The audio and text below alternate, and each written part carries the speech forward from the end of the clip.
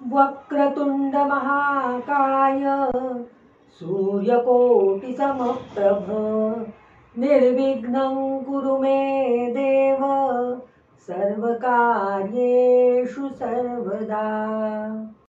गुरुर्ब्रह्मा गुरुर्विष्णुर् गुरुर्देवो महेश्वरः गुरुः साक्षात् परब्रह्म तस्मै श्री गुरवे नमः। अरुणकमल संस्था तद्रजः पुञ्जभरणा करकमलधृतेष्टा भीतियुग्माम्बुजाता मणिमुकुटविचित्रालङ्कृतिः पद्ममाला भवतु भुवनमाता सन्ततं श्रीयै नमः। नमो देव्यै महादेव्यै शिवायै सततं नमः। नमः प्रकृत्यै भद्रायै नियतः प्रणतास्मताम्। सज्जनो, आपण देवी चरित्राला सुरुवात करतो आहोत। शारदीय नवरात्र आजपासून सुरू आहे। सृजनाचा हा सर्व काळ आहे आणि सृजनाची अधिष्ठात्री देवता म्हणजेच भगवती देवी, महाकाली, महालक्ष्मी आणि महासरस्वती ही तिची 3 रूप आणि त्या 3 रूपांचं चरित्र गायन आपण आजपासून सुरू करत आहोत। भक्तजन हो, आपणा सर्वांना माझा साष्टांग नमस्कार। सज्जन हो, आपल्याला देवी सप्तशती हा ग्रंथ ऐकून माहिती असेल।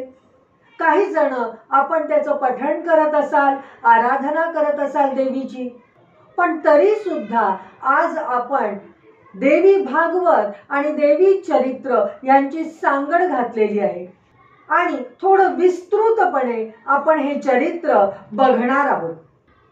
सप्तशती म्हणजे देवी सप्तशती हा देवी भक्तांच्या दृष्टीने अतिशय महत्त्वाचा आणि वेदतुल्य असा ग्रंथ आहे।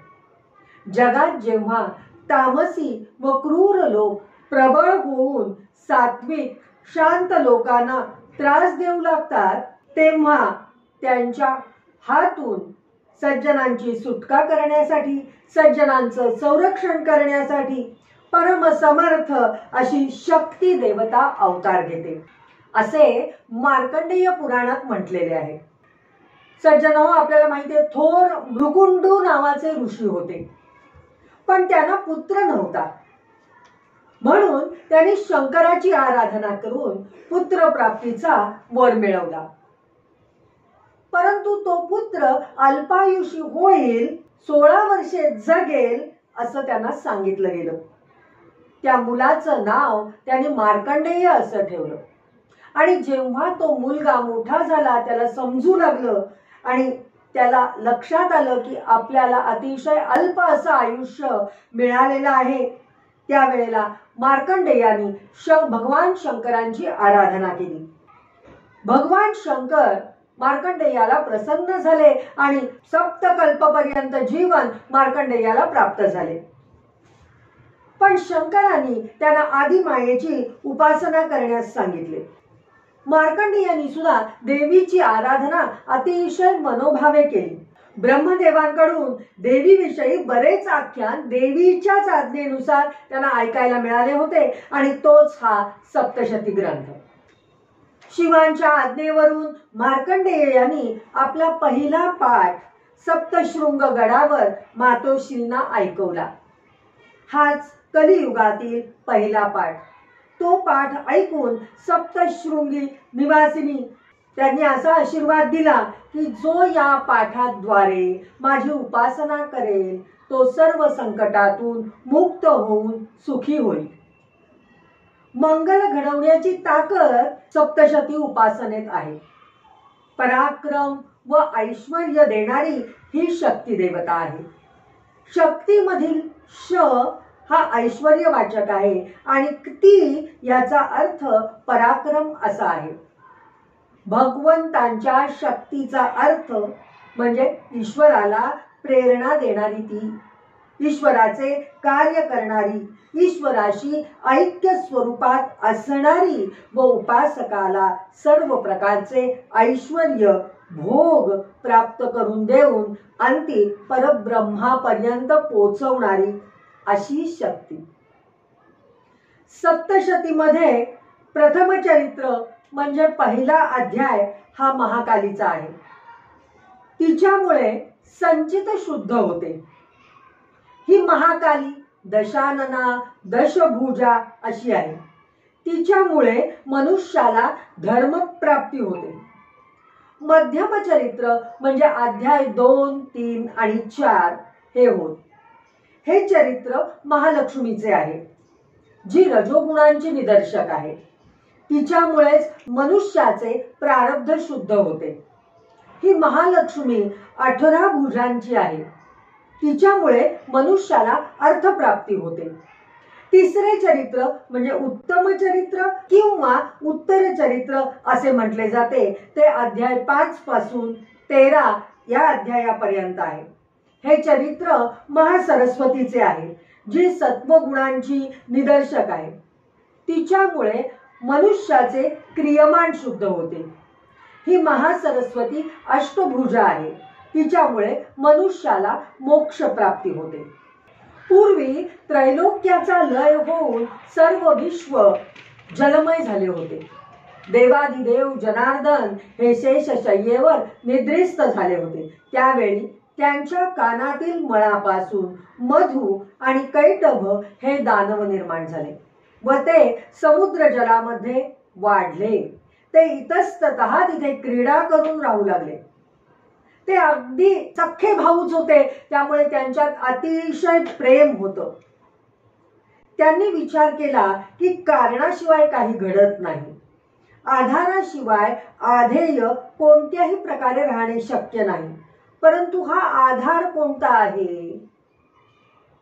हे सुखरूप व विस्तीर्ण जल कोणाच्या आधारावर आहे असा प्रश्न त्या दोघांना पडला.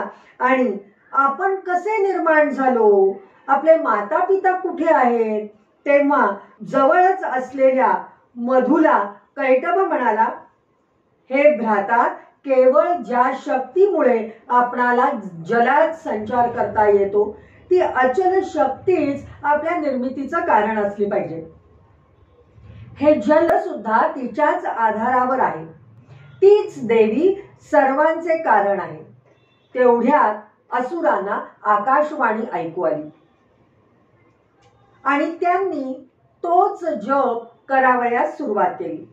पुष्कळ जप केल्यावर आकाशात शुभ्र वीज त्यांना दिसली. ती वीज म्हणजे जणू काही सगुण ध्यान असे मानून ते निराहार राहून त्या रूपाचे ध्यान करू लागले. असे 1000 वर्ष तप केल्यावर ती परमशक्ती त्यांना प्रसन्न झाली. तिने वर मागण्यास सांगितले. त्यावेळी त्यांनी देवीला सांगितले, हे सुव्रते, हे देवी, स्वेच्छेने मरण येईल एवढाच वर आम्हाला दे. वर प्राप्त झाल्यावरती ते दानव उन्मत्त झाले आणि जलचर प्राण्यांसह समुद्रात क्रीडा करू लागले. त्यावेळी त्यांनी पद्मासनात बसलेल्या ब्रह्मदेवाला पाहिले आणि युद्धासाठी त्याला आव्हान दिले. ब्रह्मदेवाने विचार केला की आपण काही या असुरांशी युद्ध करू शकणार नाही.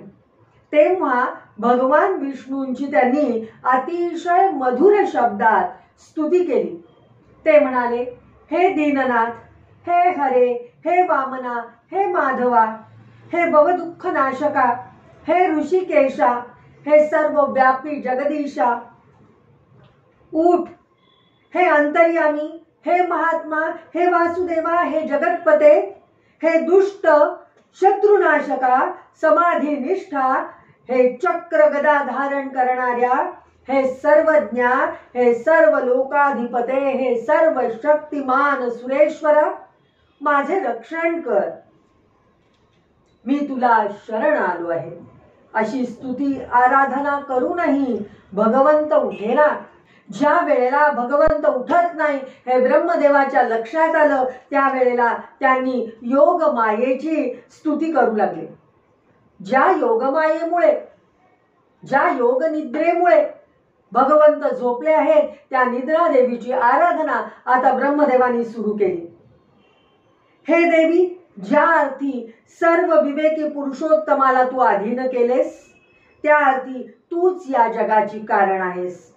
हे जननी, मी मूढ झालो असून हरीही पराधीन झाला आहे. तेव्हा सर्वत्र वास्तव्य करणाऱ्या हे देवी, कोणता पंडित तुझी लीला जाणण्यास समर्थ आहे?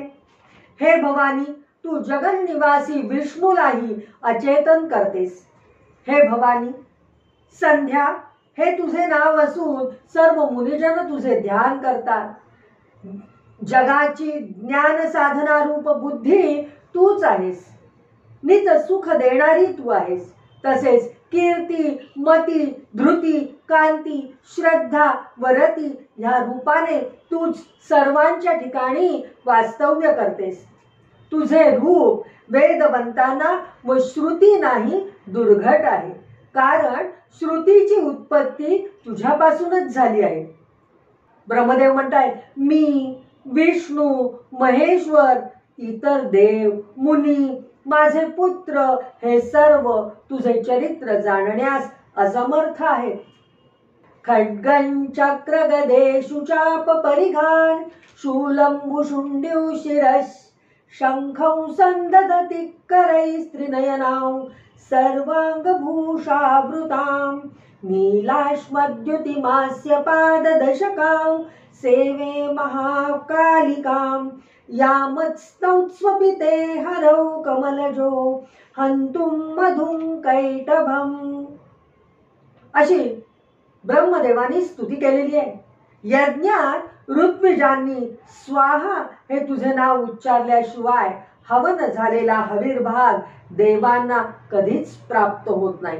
यावरून तू देवांचाही चरितार्थ चालवतेस. पूर्वीही असुरांपासून तूच आमचे रक्षण केलेस. आताही मधुकैटभापासून मी घोर संकटात सापडलो आहे. तेव्हा हे देवी, भगवंतांना तू निद्रेतून मुक्त कर अथवा माझ्यावरील हे संकट दूर कर.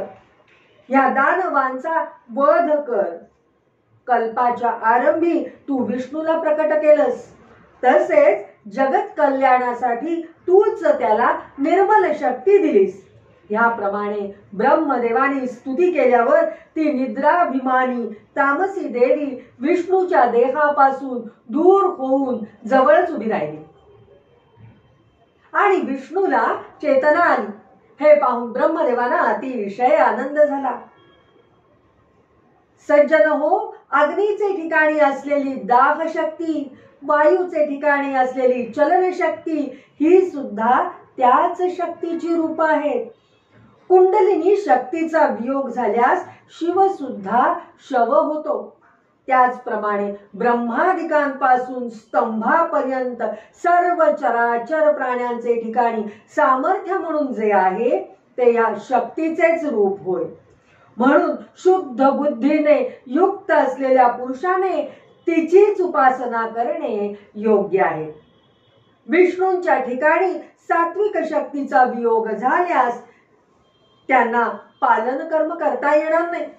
ब्रह्मदेवापासून राजस शक्ती निघून गेली तर ते सृष्टी उत्पन्न करू शकणार नाही आणि शिवाची तामस शक्ती जर त्यांच्यापासून दूर गेली तर ते लय करण्यास असमर्थ होतील.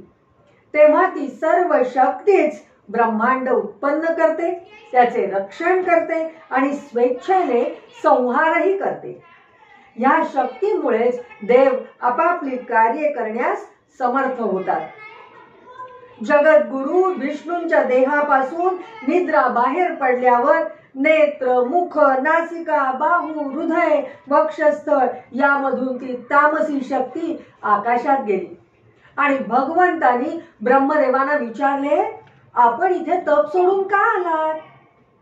ब्रह्मदेवांनी घडलेली सगळी हकीकत भगवंतांना सांगितली.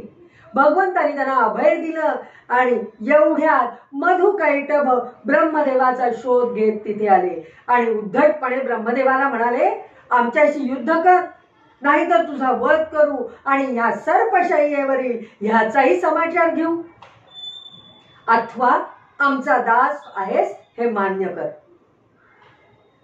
मधुकैटभांचे भाषण ऐकून भक्तवत्सल विष्णू म्हणाले, हे दानवांनो, तुम्ही माझ्याशी युद्ध करा, मी तुमचा मध नाहीसा करीन. हे ऐकताच मधु त्वरेने युद्धात सिद्ध झाला. दोघात बाहुयुद्ध सुरू झाले. मधु दमल्यावर कैटभ युद्ध करू लागला. अशा प्रकारे अतिशय क्रोधाने दोघे जण आलटून पालटून भगवंतांशी युद्ध करीत होते आणि ब्रह्मदेव व अंतरिक्षात असलेली देवी हे युद्ध अवलोकन करत होते. भगवान श्रीहरींनी 5000 वर्ष मधु आणि कैटभाशी युद्ध केलं आणि आता भगवंतांना थकवा येऊ लागला. भगवंत दमले म्हणून त्यांनी युद्ध थांबवलं. सज्जनो, त्यांचं युद्ध हे धर्मयुद्ध होतं. त्यामुळे ज्या वेळेला भगवंतांनी युद्ध थांबवलं त्यावेळेला मधुकैटभ सुद्धा अधर्माने त्यांच्या अंगावर धावून गेले नाही. भगवंत त्यांना म्हणाले, मला जरा विश्रांती घेऊ दे, मी पुन्हा तुमच्याशी युद्ध करीन. आणि भगवंत विचार करू लागले की असं का बरं होत आहे. आणि विचार करता करता त्यांच्या असं लक्षात आलं की भगवती देवीकडून मधु आणि कैटभाला वर प्राप्त झालेला आहे की हे दोन्ही असुर इच्छामरणी झाले आहेत, म्हणून ते न थकता युद्ध करू शकतायत आणि माझे श्रम मात्र व्यर्थ होत आहे. तेव्हा आकाशातील देवीची स्तुती आता भगवंत करू लागले. भगवंत म्हणताय, हे देवी महामाये, उत्पत्ती संहारकारिणी, जन्म मरण शून्ये, हे चंडी, हे भुक्ती मुक्तीदायिनी, कल्याणी, तुला माझा नमस्कार असो. तुझ्या निर्गुण सगुण रूपाचे मला ज्ञान नाही, तर तुझ्या असंख्य चरित्रांचे ज्ञान मला कुठून असणार. मी स्वेच्छेने त्यांना द्वंद्वा करता आवाहन केलं, पण तुझ्या अत्यद्भुत अशा वरप्राप्तीमुळे ते मरणार नाही. म्हणून मी तुला आता शरण आलो आहे, तू मला सहाय्य कर.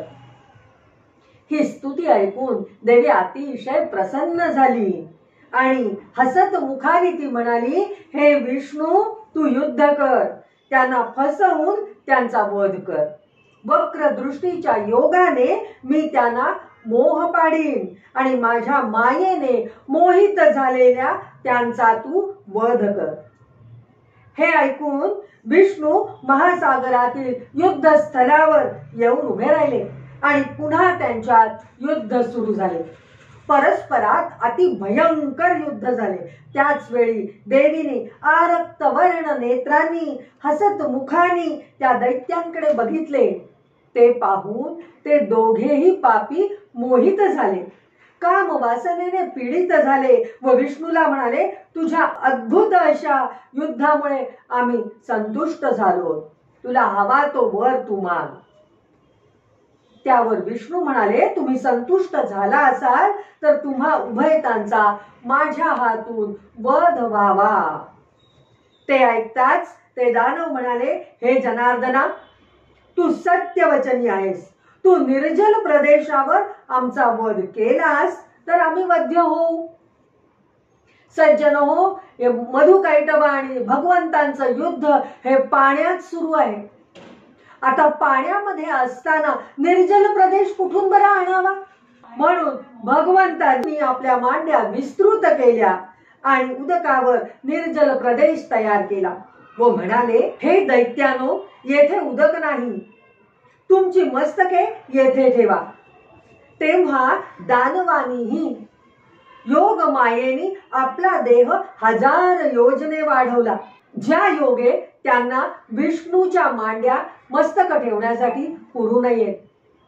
पण भगवंतांनीही आपला देह दुप्पट वाढवला.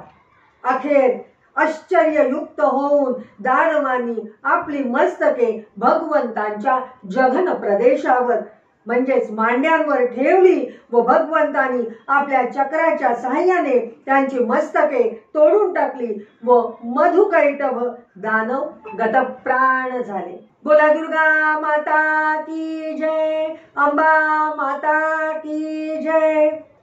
सज्जन हो, मधुकैटभ गतप्राण झाले, पण त्यांच्या मेदाने सर्व जग व्याप्त झाले. तेव्हापासून पृथ्वीला मेदिनी हे नाव प्राप्त झाले आणि म्हणूनच मृत्तिका भक्षणाला अयोग्य झाली. अशा प्रकारे महामाया देवीच्या प्रभावानेच भगवान विष्णू विजयी झाले. म्हणून महाविद्या महामाया तिचीच सर्वदा प्रज्ञजनांनी सेवा करावी. तीच सर्वश्रेष्ठ आहे. म्हणून निर्गुण अथवा सगुण परमशक्तीचेच पूजन केले पाहिजे. जयंती मंगला काली भद्रकाली कपालिनी दुर्गा क्षमा शिवा धात्री स्वाहा स्वधा नमोस्तुते. सज्जनो, हे देवी महात्म्य मार्कंडेय ऋषी आणि त्यांचा शिष्य भागुरी यांच्यातील संवाद असून त्याचा प्रारंभ मार्कंडेय उवाच अशा श्लोकाने झाला आहे. राज्य वंचित होऊनही राज्याविषयीची माया आणि चिंता न सुटलेला राजा सुरथ आणि पत्नी व आप्तजनांकडून बहिष्कृत होऊनही त्याचा लोभ न सुटलेला एक वैश्य मेधा ऋषींच्या आश्रमात गेले आणि दोघांनी आपले गेलेले राज्य आणि वियोग झालेले आप्तजन यांच्या विषयी मायेपोटी वाटत असणाऱ्या विवेकशून्य आकर्षणाचे व मोहाचे रहस्य त्यांना विचारले. तेव्हा मेधा ऋषींनी जन्म मृत्यूचे चक्र अव्याहत चालू ठेवणारी भगवती महाकाली आणि तिने सृष्टीतील समस्त प्राणी मात्रांवर पसरलेले ऐहिक गोष्टी विषयांच्या मोहाचे मायाजाल हेच याचे कारण असल्याचे त्यांना सांगितले. हाच देवी सप्तशती पाठातला प्रथम अध्याय अर्थात महाकाली देवीचे चरित्र होय. अंबा माता की जय, दुर्गा माता की जय. जगदंब जगदंब जगदंब.